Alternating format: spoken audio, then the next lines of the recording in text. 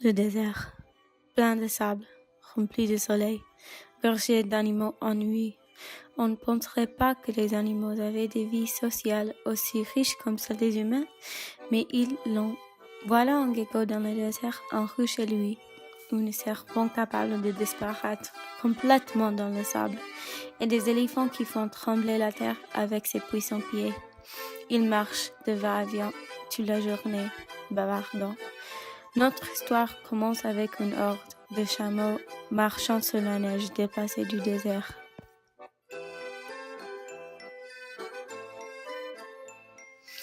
Je ne veux pas Mes aller chevaux là. sont beaux aujourd'hui. Ah, tu parles toujours de toi-même. Et mes cheveux alors? Tu n'as pas remarqué ma coupe? Ma mère m'a dit, garde tes commentaires pour toi si tu n'as rien de gentil à Cessez de dire. pleurnicher. Quel tintamarre. Mon Dieu, vous faites les bébés. Plus de neige. Toujours la neige. Neige, neige, neige. Je suis épuisée de la neige. Ça me rend fou manger de la neige. Ce dont je n'ai pas besoin, c'est plus de neige. Donc, tu dois te déplacer où il n'y a pas de neige, non? Peut-être au Mexique? J'y serais allée quand j'étais jeune si j'avais eu l'opportunité, mais alors, je suis trop vieille. Je lui ai rendu visite, c'était très marrant. Ce qui me fait peur, ce sont les palmiers. Ah, pourquoi est-ce que les palmiers te font peur? Il y en a beaucoup. Ce que j'ai entendu, c'est que les foutus palmiers sont partout. On ne peut pas les éviter. C'est tout aussi claquant que la neige. Ça me fait trembler. Après être descendu en flash voyageur au Mexique, le chameau a continué à manger, mais plus en colère. Pendant ce temps, les kangourous étaient en train de chercher un répit de la chaleur. Plus tôt cette journée, ils ont mangé un petit déjeuner de pain grillé avec du beurre.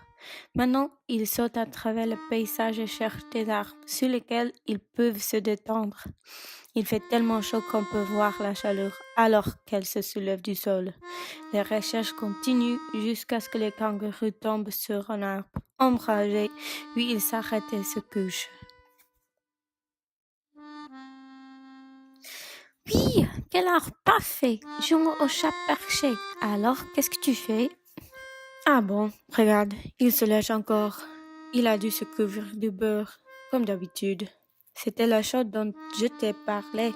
Il ne sait pas manger n'importe quoi sans se couvrir de quelque chose.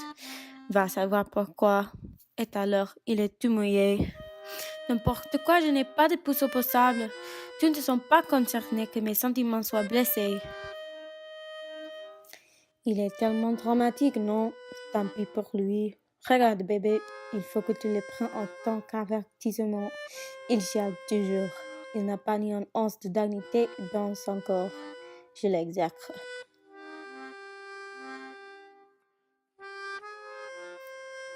Pendant que les kangourous populaires tyrannisent son compagnon, des phénix racontent des histoires.